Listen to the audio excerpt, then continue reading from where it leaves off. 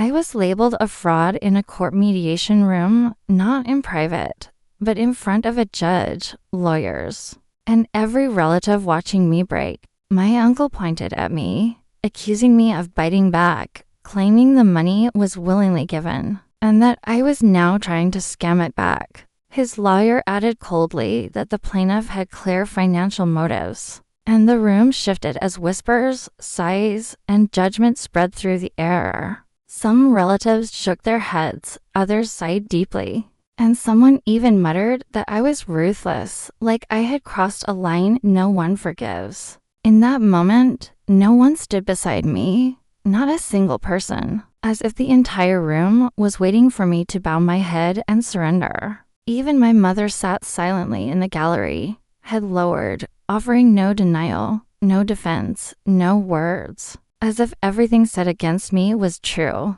That was when I realized I wasn't fighting individuals anymore. I was standing alone against something much bigger, something called family. My name is Jason Chen. I live in Los Angeles. And if you ask when I decided to destroy this family, it wasn't when the money disappeared. It was that night when I lay burning with fever in a leaking room, water dripping steadily onto my face while I struggled to breathe. And from the living room, I heard her laughing on the phone, saying, "If the money isn't enough, just tell me, I'll find a way." That was the moment I knew. This home was no longer something I would protect, no longer something worth saving or enduring. 3 days later, during a storm, my father said the word divorce for the first time, his voice steady but carrying decades of silence. My mother laughed, thinking it was a joke over $7,000 for repairs. But I knew it wasn't about money at all. It was about 30 years of endurance, of quiet compromise, of swallowing everything until there was nothing left to swallow. My father looked at me and asked who I would choose, while my mother grabbed me, crying, saying everything she did was for me. They were both waiting for me to take a side, but I only said one sentence, calm and clear. "I'm choosing neither of you." Then I placed the property certificate on the table and said, "The house is in my name, and both of you need to move out."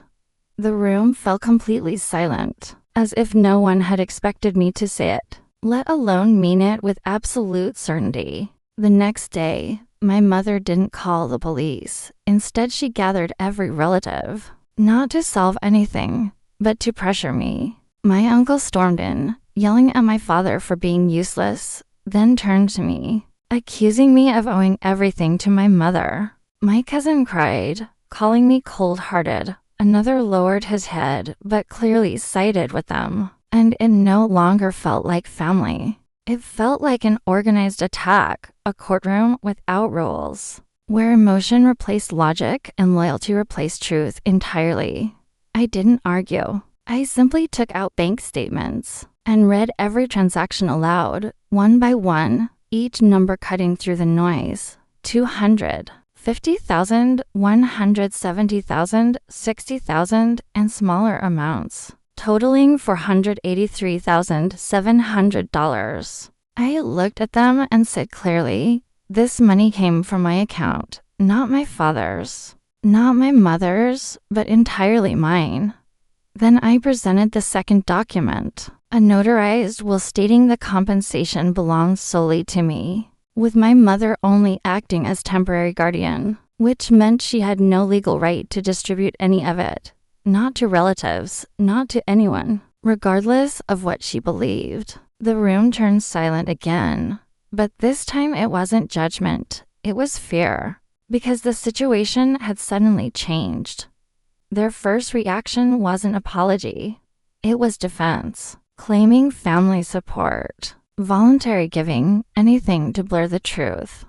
I interrupted directly, stating this was misappropriation of guardianship funds and unjust enrichment, and that I was fully prepared to sue. The air shifted instantly. My mother broke down crying, saying I was trying to kill her, a tactic that once used to work on me. But this time, I simply handed her my phone and asked calmly, "Do you want me to call 911? or report this as a financial dispute. She stopped immediately, frozen, realizing the control she once had over me was completely gone, replaced by something she couldn't manipulate. I placed 2 documents on the table, a repayment agreement and a divorce agreement, giving them 3 days before I proceeded legally. They still believed I wouldn't dare, that I would back down, like before, that family pressure would break me again. 3 days later, my father signed the divorce agreement without hesitation, the first time he ever stood on my side. My mother started calling relatives for help, but this time no one helped her, because now the issue wasn't emotion, it was money. My uncle refused to return anything, so I filed the lawsuit immediately, without hesitation, and within a week the court summons arrived. The entire family collapsed into chaos, calls flooded in, accusations, insults, claims that I destroyed the family reputation, and I blocked them all. On the day of trial, their lawyer tried to argue the money was a gift, even presenting red envelope records to support their claim. For a moment, it seemed convincing, but I had already prepared chat records showing every transfer was requested through pressure and manipulation, not gifts, but emotional coercion reinforced by the will, turning the entire situation sharply back in my favor. The most dramatic moment happened in the mediation room, when my uncle suddenly turned on my mother in front of everyone. He shouted that it was her fault, that she promised the money was safe, that she dragged them all into this disaster. The judge heard everything, and the family she had defended her entire life pushed her out as the sole person to blame. The ruling was inevitable. I won, and they were ordered to repay everything in full or face enforced execution. 3 days later, they came to apologize, lowering themselves, smiling nervously, asking for installment payments like completely different people. I agreed, but with interest and notarization, and they had no choice but to sign, because they no longer had leverage. As for my mother, she lost everything, the house, the marriage, and even her family, left to rent a small room and work basic jobs. One day I saw her at a supermarket, lifting a box of water slowly, her back bent, her movements heavy with something deeper than exhaustion. She saw me, turned away immediately, avoiding my eyes, and I didn't call her, didn't walk over, didn't say a word, not because I was cruel, but because she made her choice long before I made mine. Later, I sold the house and bought a new apartment filled with sunlight, where the ceiling never leaked and silence finally meant peace.